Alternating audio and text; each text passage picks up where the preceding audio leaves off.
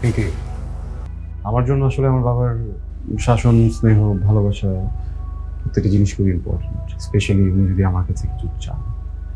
তাই ইচ্ছা না থাকা সত্ত্বেও আমি শুধুমাত্র বাবার চাওয়াতে আপনাকে বিয়ে করেছি, কিন্তু আমি আপনাকে কখনোই স্ত্রীর মর্যাদা দিতে পারবো না।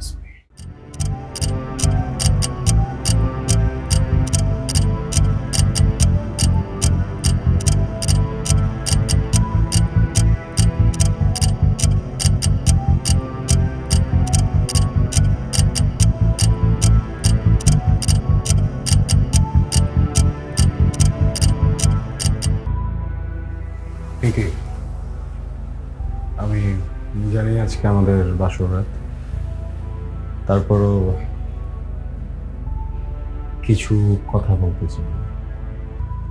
যদিও আমি বুঝতে পারছি না কথাগুলো কিভাবে বলা উচিত বা আজ বলা উচিত কি না আদৌ।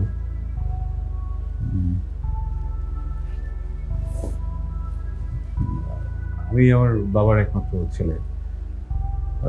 ফ্যামিলিতে মানুষও দুজন। ছোটবেলা থেকেই আমি ওনাকে অনেক সম্মান করি, উনি আমাকে স্নেহ করেন, উনি আমাকে শাসন করেন। আমার জন্য আসলে আমার বাবার শাসন, স্নেহ, ভালোবাসা প্রত্যেকটা জিনিস খুবই ইম্পর্টেন্ট। স্পেশালি উনি যদি আমার কাছে কিছু চান।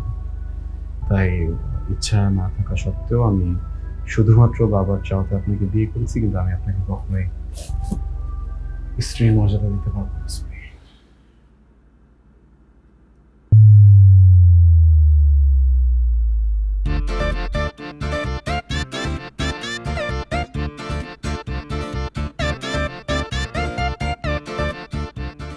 আমাকে আপনার স্ত্রীর মর্যাদা দিতেও হবে না। আমার সাথে জাস্ট কয়েকটা দিন একটু অ্যাডজাস্ট করে থাকুন, তাতে আমি খুশি। Wait a second. দুজন দেখেন, এইসব নাটক আমার আগেও দেখা যাচ্ছে।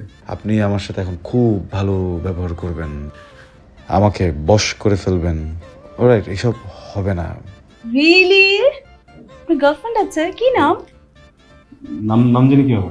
আপনি চিনবেন ওকে? আশ্চর্য, আমার হাজবেন্ডের গার্লফ্রেন্ডের নাম জানা তো আমার অধিকার, তাই না? আর নাম বললে কি এমন ক্ষতি হবে? হ্যালো, দেখেন, ওয়াইফ, হাজব্যান্ড, অধিকার এত বলার দরকার নেই। ওটা জাস্ট একটা পেপার ওয়ার্ক। ওকে। আমার জন্য সবকিছু লিজা, আমার গার্লফ্রেন্ড লিজা। লিজা ছাড়া আসলে কাউকেই আমি ওই জায়গাটা দিতে পারি না। Very good. এদিকে দেখেন, আমার দিকে দেখেন, বলেন তো আপনার ওয়াইফ পিঙ্কি আমি আমি বেশি সুন্দর না আপনার গার্লফ্রেন্ড লিজা বেশি সুন্দর? কি করতেছেন আপনি? টাচি হইতেছেন কেন? বুঝলাম না বিষয়। প্লিজ একটু দূরে থেকে কথা বলবেন। আর দেখেন, আমার গার্লফ্রেন্ড লিজা যদি জানতে পারে যে আপনি আমার টাচ করছেন, ও তো আমাকে মারবেই। মারার জন্য তো রাখিবই যথেষ্ট। কে দেখে? আমার boyfriend. You have a boyfriend? আপনার বয়ফ্রেন্ড আছে? ইয়া। এত নাটকের কি দরকার ছিল? মানে আপনি তো শুরুতে বললেই হতো আপনার বয়ফ্রেন্ড আছে, আমাকে না করে দিতেন, বিয়েটা হতো না, কোনো ঝামেলা হতো না, রাইট? কি করবো বলেন? ছোটবেলায় আমার বাবা মারা যাওয়ার পর আসলে আমার ভাইয়া আমাকে মানুষ করেছে।